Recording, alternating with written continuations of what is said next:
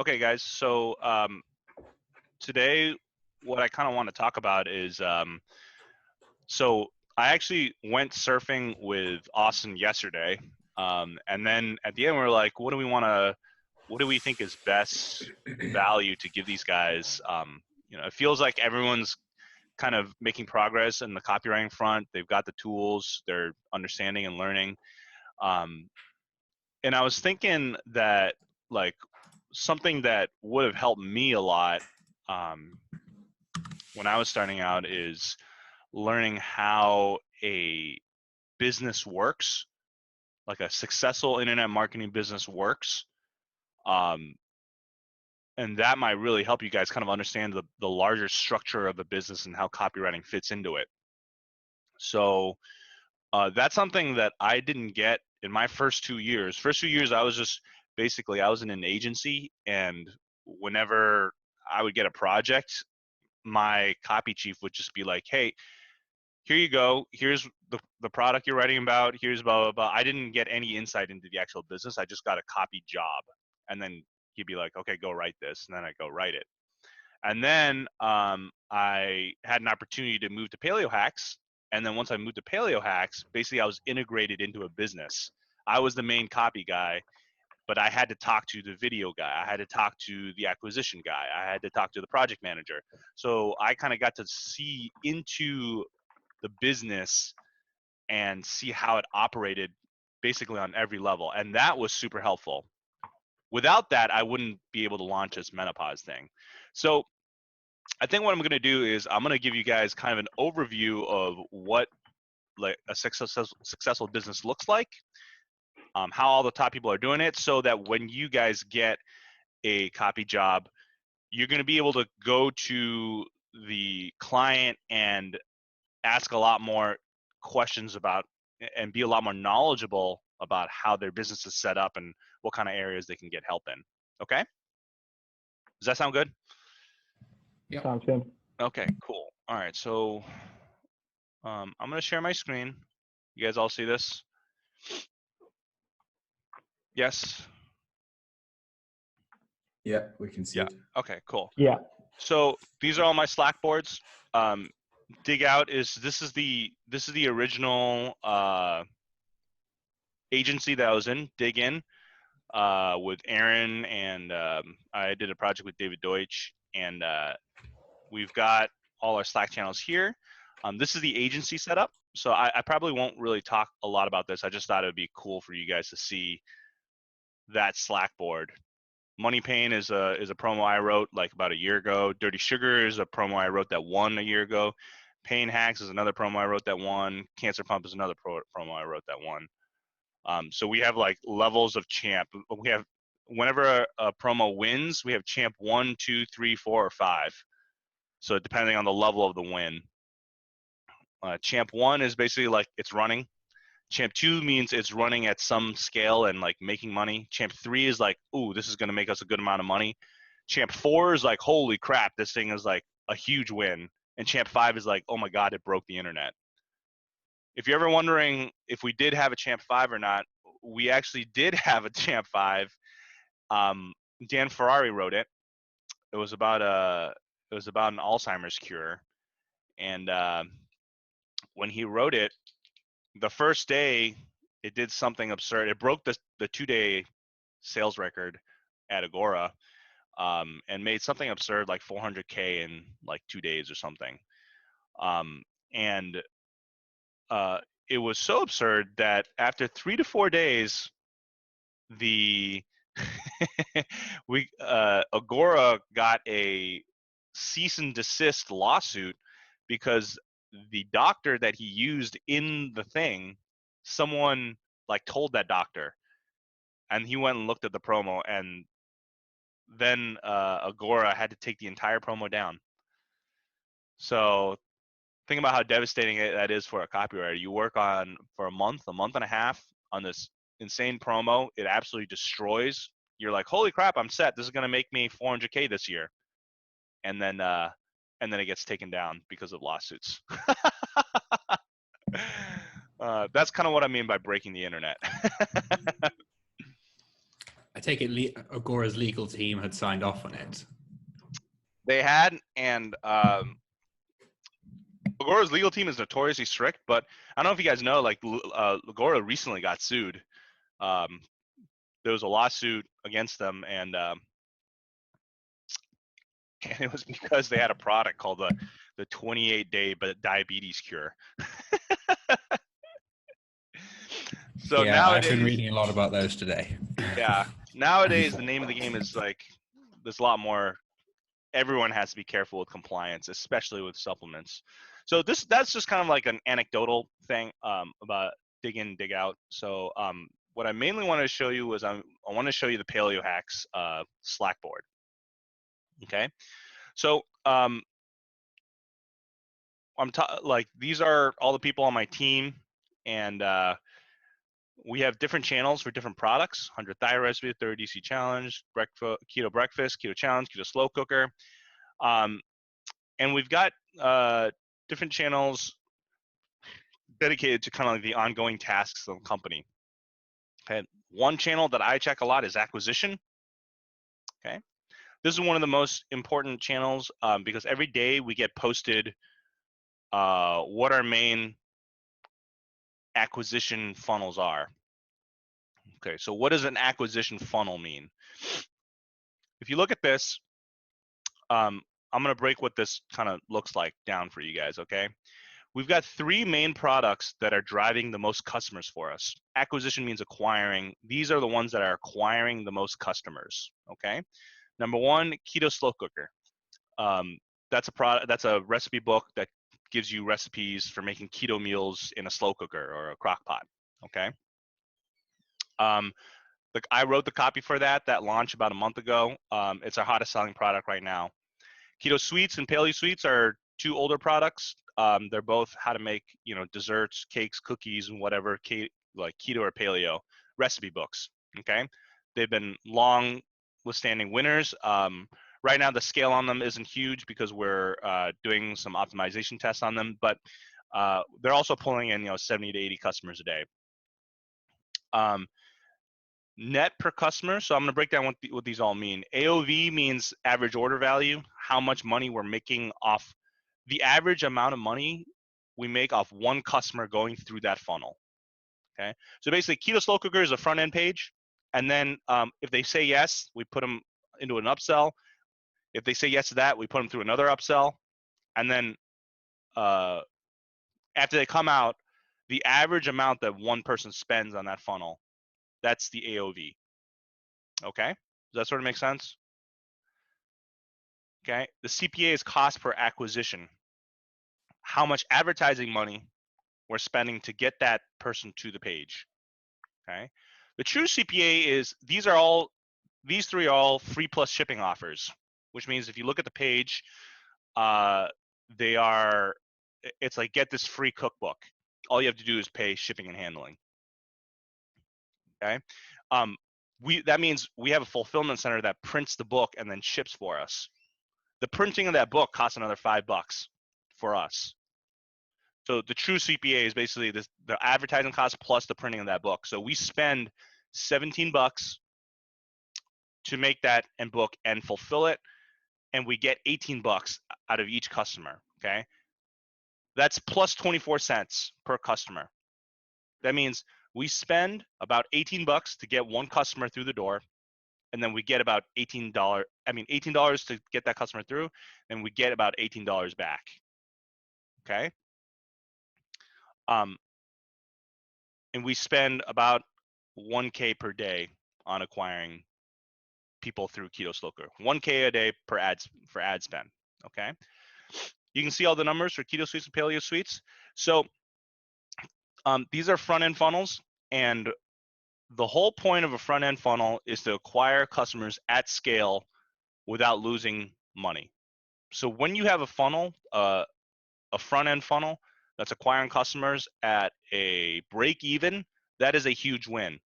Okay, if you can do that, you go and celebrate with a steak dinner because you're going to become a millionaire. Okay, even if you get a funnel that goes under by $1 or $2, it's still a huge win because then with a couple optimizations, you can kind of get it there. Okay. So these are our 3 main funnels. The numbers aren't as high as you might expect on the customer acquisition list. So other companies are able to acquire 300 customers a day, 500 customers a day. It depends on how strong the product is. Okay. Really good companies that are like making 100 million a year, 150, they're acquiring maybe 1,000 customers a day. Okay. So we're acquiring about 300 customers a day with a 4K ad spend per day. Okay. So what that means is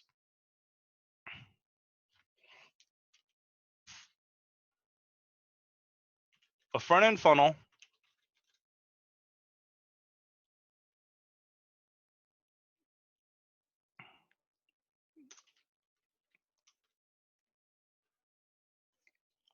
its main goal is to acquire cold traffic at scale quickly. Okay. You've got a break even funnel. Okay. So you got a front end product plus upsells and downsells.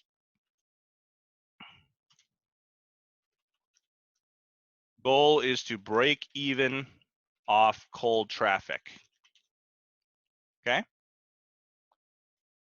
There have been some people who are able to be profitable right off cold traffic. If you can do that, you're a god. Okay. So what does this allow us to do? If we have a product that acquires people, if you spend 18 bucks to get a customer and he gives you 18 bucks back, how many times would you want to do that? Sorry, say that again. If you spend $18 and you get $18 back. Yeah, and you get a customer. Well, as many times as you can, really. Exactly. You'd want to scale that to the moon. So if you have a break-even funnel, if you have a running funnel that works off cold traffic like that, you want to pump as much money into it as possible. Why? Because that scales your email list up very quickly. Okay. This is called scaling. Okay. And this whole process goes through the media buyers and the people who are really good at Facebook ad buying or email drops or whatever other channel of traffic that your company is targeting. Some people target Facebook ads, some people target AdWords, YouTube ads, native ads, whatever the ad source is, they're all trying to do this. They're all trying to do this. Whoops. Yeah, because when you go back to, AOV or true AOV, whatever it was, $18, $20, and you think about that's just day 0. But if you can look at the lifetime value of a customer and, maybe that's $300, $500, $1,000, then you can start to see how in the long run it pays off. Right. Exactly. So this is called scaling. And what this gives you is a giant email list of buyers. Okay. Once you have that, this is the gold. Okay. That's what your company is.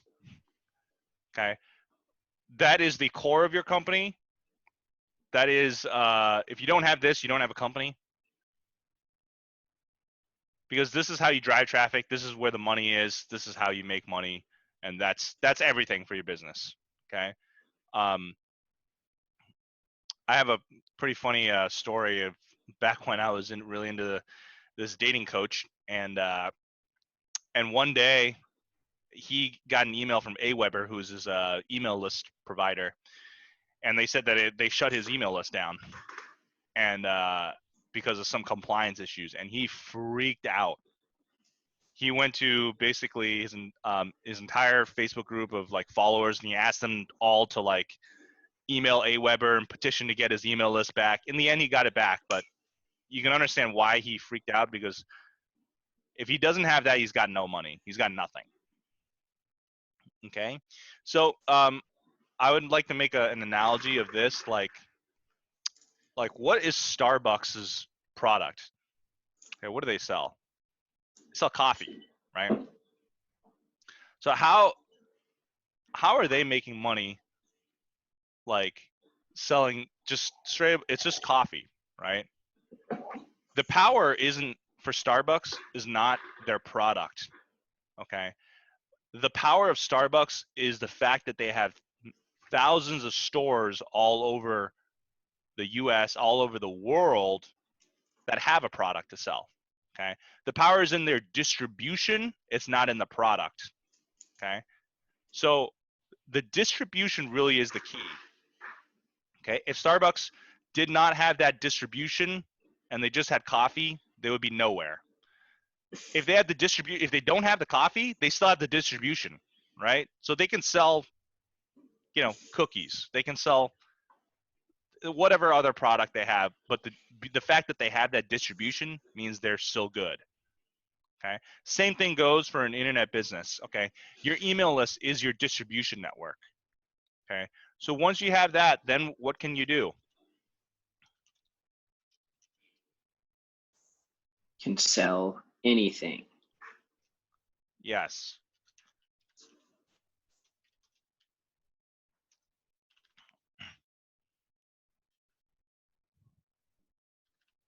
This is basically like sell affiliate offers. Okay. All of this equals pure profit. And this is where you come out positive. Why do affiliate offers equal pure profit, Ning? Do you guys know what affiliate offers are? I do. Okay, would you like me to kind of go over what an affiliate offer is? Shake your head no for no, or nod your head yes for yes. Okay, so affiliate offers are basically like you've got a buddy with a product, okay, but he doesn't have traffic. He's got a product but no email list. So you've got an email list. So say like, okay, say I'm launching this menopause thing, and Austin's got a huge email list, right? I tell Austin, I'm like, well, I've got no traffic right now. How about, but we know that our funnel is good and it's going to convert, right? How about you send your email list over to it? For every buyer, I'll pay you $60. Okay. So he sends his traffic over. A bunch of them buy the product. I pay him $60 per buyer. If my AOV is above $60, I'm okay. Okay. And then I get a portion of his email list. That's kind of what an affiliate offer is. Usually it's like I'll take 75%, you take 75%, I'll take 25%.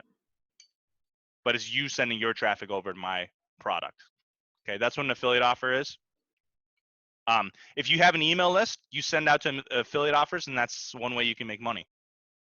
Okay. In fact, for Paleo Hacks, that's pretty much our email system. Every day we send. I don't really know where to find the. I had a. Oh, I might be able to find it here.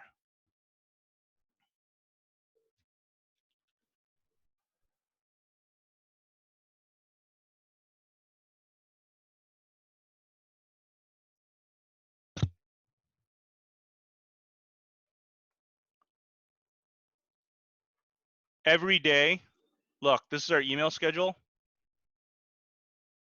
Every day we've got a send to an affiliate offer. This is an offer.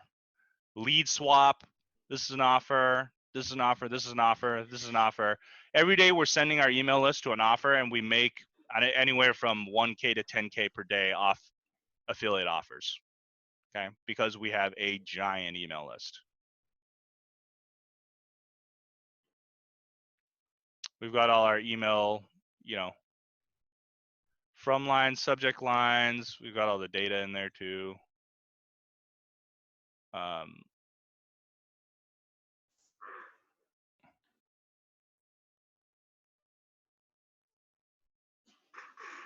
email tests, the numbers. So you can see one email send on one day, we can make somewhere around 2K or 4K. Okay, so that's why we want to send an email every single day, because every email we spend, we make money. Cool.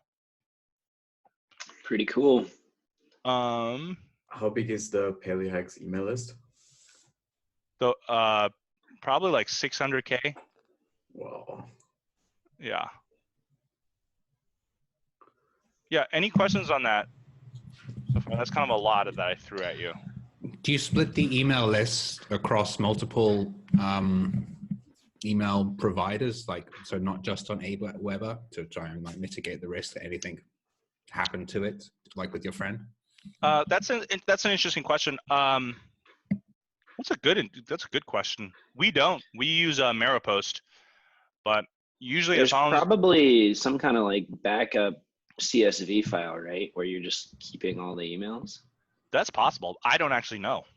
Huh? Yeah. That's something cool that would be cool to ask the email people on our team. Yeah, it was something recommended to me when I was, when I started learning about affiliate marketing before, because just so that you never have that risk of no continuity. Since, like you say, that's your money maker, and you don't want to be without it. Right. I mean, that's really smart, because so much hinges on the email list. So yeah, that's a really good question. You stumped me. So I guess like my goal right now, like without this knowledge, I wouldn't have been able to kind of, the menopause thing wouldn't have been really happening. But the goal right now is I'm working on this for menopause right now. Okay. You guys can kind of see we've got basically all the pieces. We're just working on the last upsell for this, and this is the goal. Okay. And then once we get this, then we have to figure out all of this other stuff.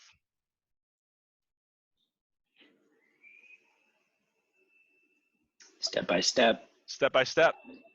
Cool. Any questions Awesome. on anything that I broke down here before we I can move over? yeah, you guys, if you guys have any questions, but I'm gonna show, it'll be a bit shorter, but an example of what a funnel looks like on the finance side. Oh, so the other thing, I'm sorry, I missed one thing, is like, to get from having a funnel to getting the funnel to work, there's a lot of stuff inside called optimization. This step to this step, there's a lot of stuff called optimization. You guys know what optimization is? Sort of. Optimization is where you split test the hell out of the funnel. Does this lead work or does that lead work? Does this headline work or does that headline work? Which one wins? How about putting in a video? Does that win? You A/B test everything. You send half the traffic here, half the traffic there, and see which one converts better. And then once it converts better, then you move on to the next optimization test. We have a whole channel for that. We're always running an optimization test. Our last one is in the Paleo Suites. We're testing 2 different videos. One with what we call a lot of food porn. Food porn is basically, in PaleoHacks, we're selling recipes, right? So we want a lot of close-up shots of food and, make the food savory goodness. Right. So you can kind of see that's one, and then version B. You can tell it starts off with food, more food. So we're trying to test, okay, which one converts better. Apparently right now the control is winning, the old one. Okay. So we're always running optimization tests in order to get the numbers on our front end funnels better, so we can acquire more at scale. You see that? We're testing the price, we're testing timed reveals, we're testing the upsells, we're testing everything. That's what optimization is. The more you do that, the closer you get to this. Sort of related to that. So as a freelancer, if you then submit your sales page and it doesn't beat the control, like what sort of happens there?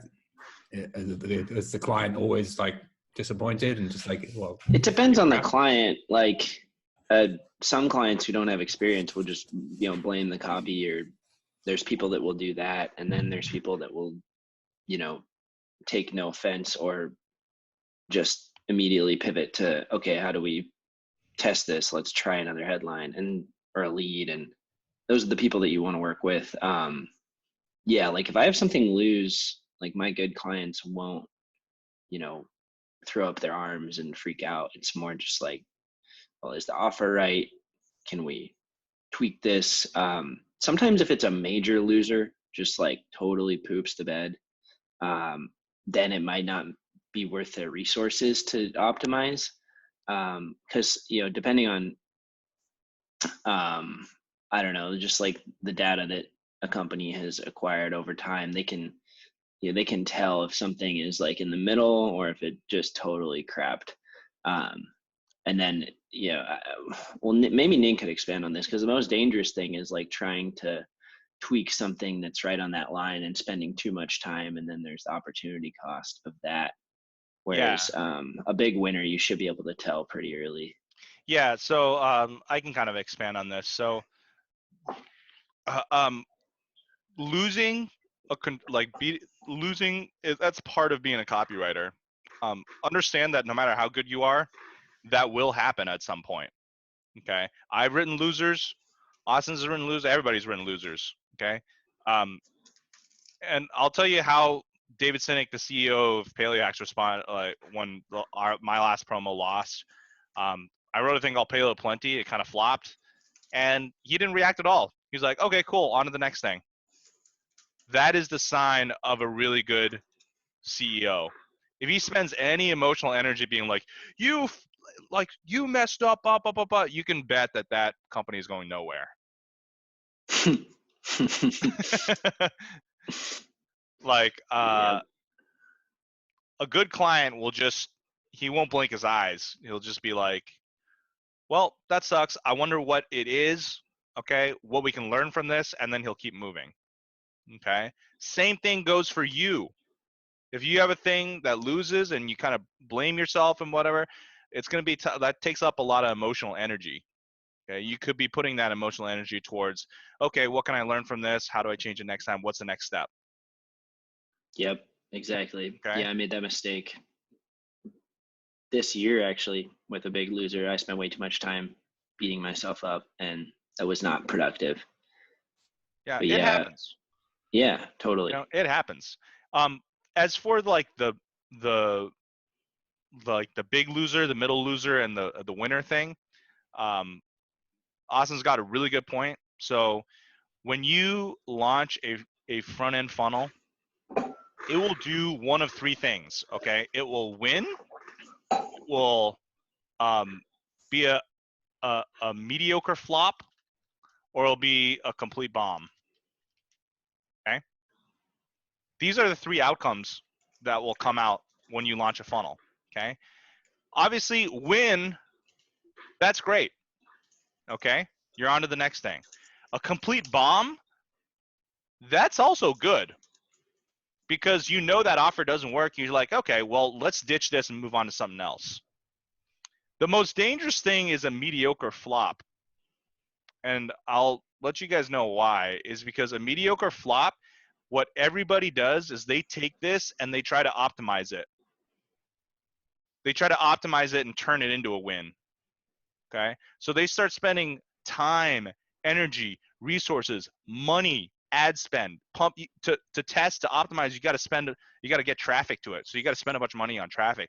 They spend what could be months and months and months of time, energy, and resources into it, trying to get this to a win, when sometimes it just won't get there because of the offer, because the offer is just not strong enough.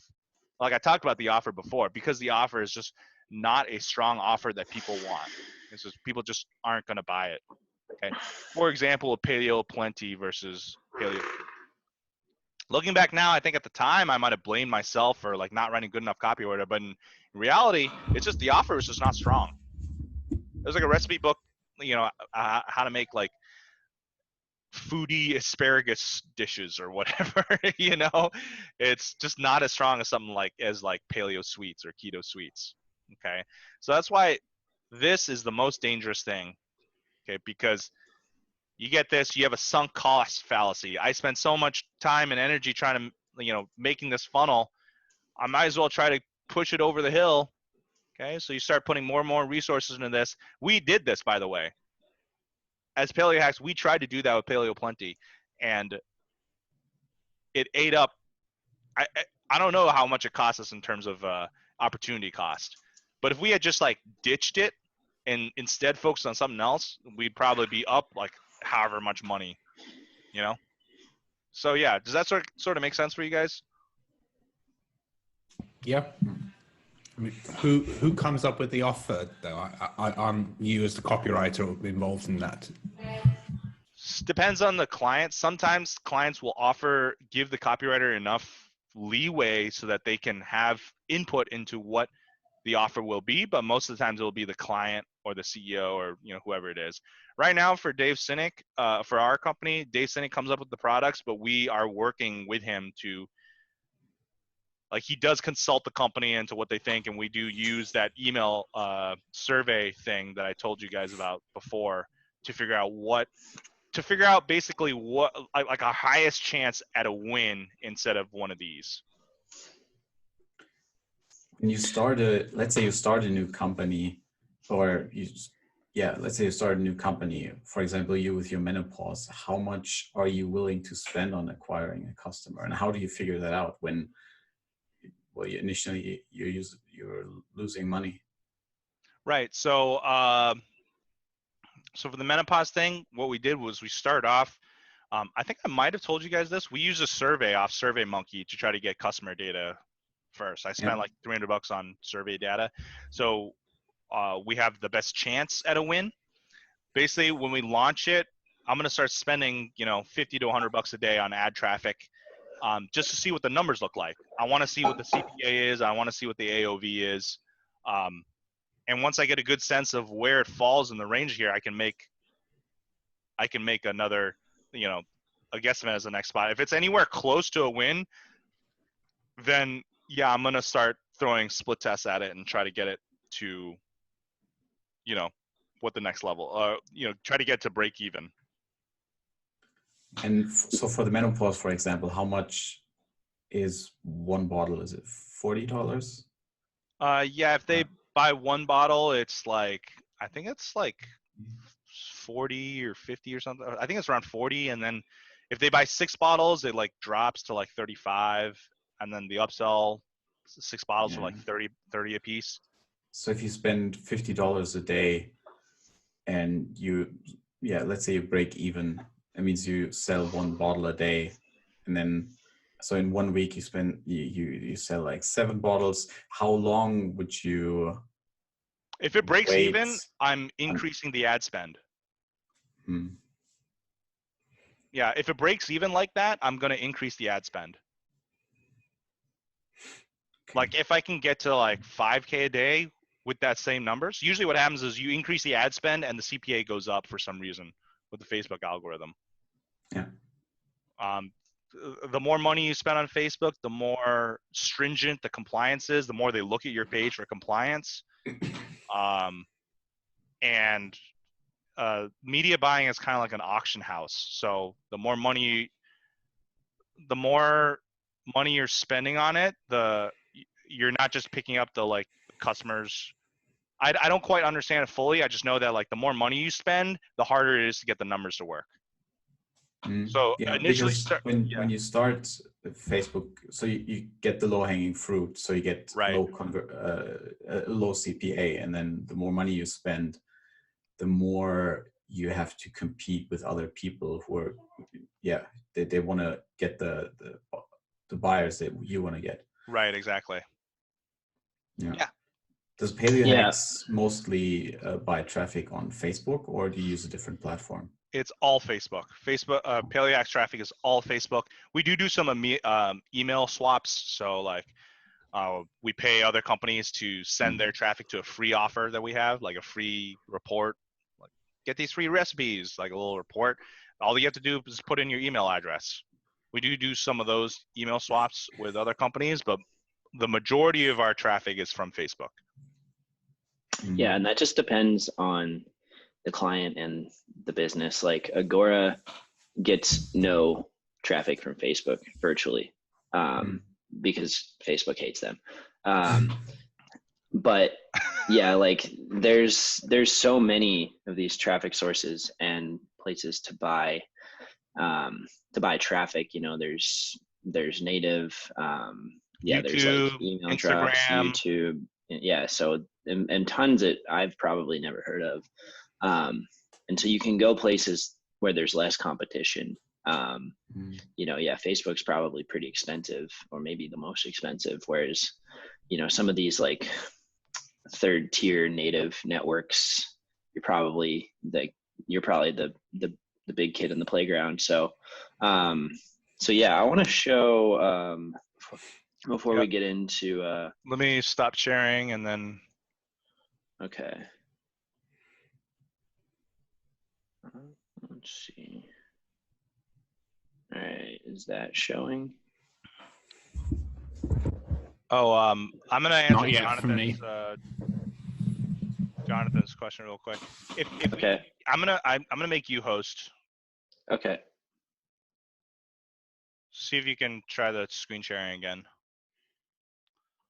Zoom will not be able to record the contents of your screen until it is quit. Okay, I might. You can? Yeah, I can see your screen and I'm recording, so. Oh, okay. So Jonathan, that's fine. In terms of how much traffic do you need before you start optimizing, you need a statistically significant amount of sales. So for a split test, you need enough, usually anywhere from 100 to 1,000 sales on each variant for you to determine one's a winner and one's not. So it has to be statistically significant. I don't know what that means in terms of like, we're not doing any ANOVA tests or whatever.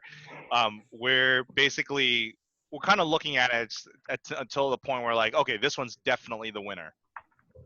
Okay, we're not stopping at like 20 to 30 sales per. It's usually like at least 100 sales per variant. So yeah, does that sort of answer your question? Yeah.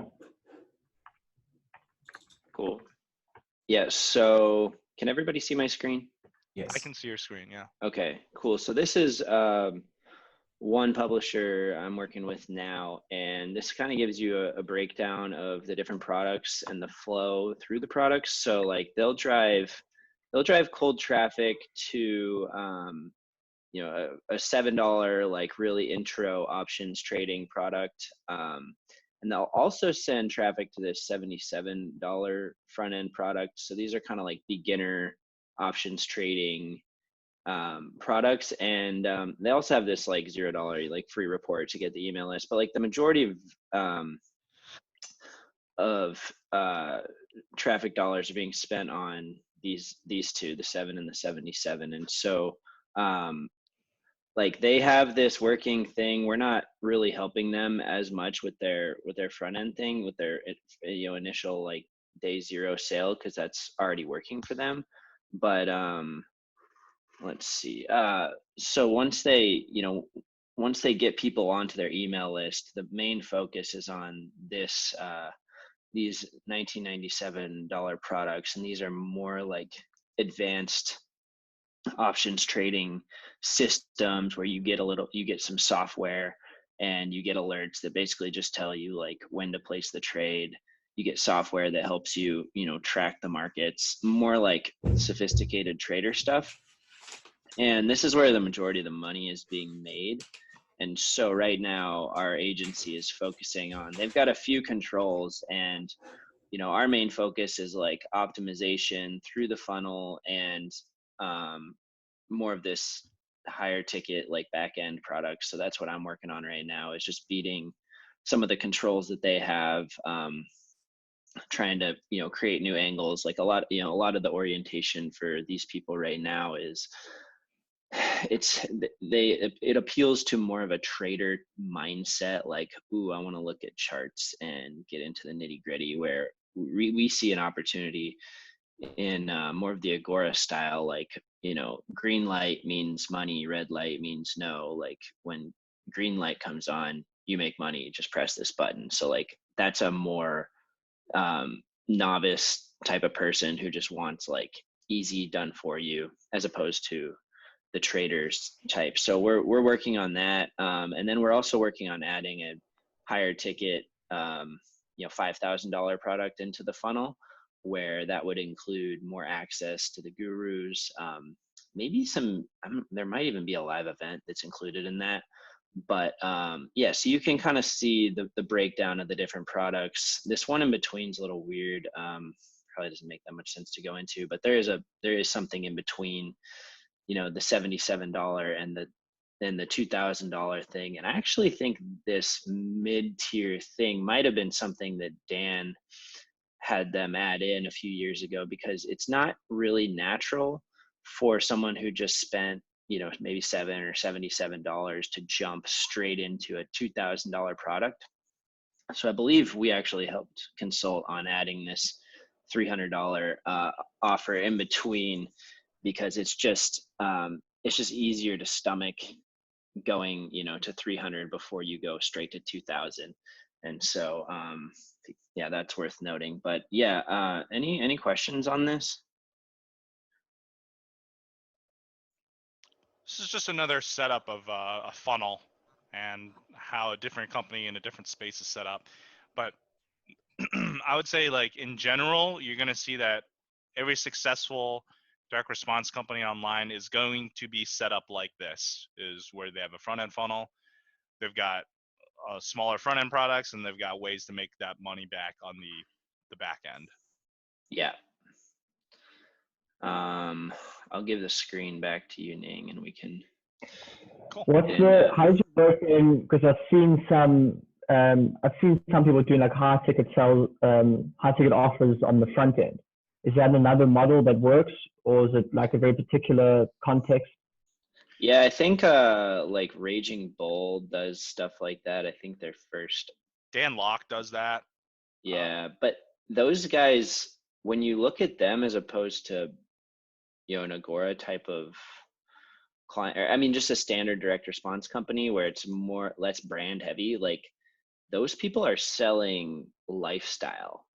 Like when you look at Raging Bull, it's not buy this product and learn how to trade. It's like buy this and become a badass trader, like transform your persona. And I think it's probably similar with Dan Locke. Like they have kind of a raving fan base of people who like are drinking the Kool-Aid. Not to say it's like a crap product or anything, but they're like very loyal and more about like transforming their life. So that it's a younger audience, because you just look at older, like anyone over 60 doesn't really want to, transform their life and redefine themselves and, start over. So it's, I think it's more of that like 20 to 45 range. But yeah, it certainly is something that can work, but I think there's a reason they have that transformation angle. It's like, well, what's $2,000 if you can, become a badass trader? I would say that there are front end high ticket offers. To make those work, you need a lot more copy, because it just takes more convincing. It takes more convincing to get someone to pay you $2,000 for a product right off the bat than to get them to buy a free recipe book, for free. Like it takes a lot more convincing. So usually those kind of products, if you see them on Facebook, they'll run you through 4 different webinars with a pitch at the end. They have a lot of copy. They give you a lot of content up front. They frame it as, here's a free webinar. There's a lot of copy that comes at you. They move people through it to get them to buy that high ticket offer. That's not to say I think it still works. I know that it still works for some people. I am not too familiar with that model, but it's just but you can see why at scale that's a bit harder, because like someone needs a little bit more attention in that And that it's mindset. just not as many people that would buy a $2,000 offer. So I think you're still able to scale. The quality of the customer you get is higher, but the quantity is lower. Yeah. And you can see why having a band of raving fans would really make it easier for somebody to jump on board at $2,000 if they see like, 45 video testimonials of people who clearly like believe in the mission and the, what they just bought. So A lot of people also use a sales call to sell a $2,000 offer as a first sale. Yeah. I've seen people sell coaching as the first offer of the sale, but if to do that, it is a phone thing. It's like, here, get a free phone call from the guru, a free consult, so that's one way to do it too.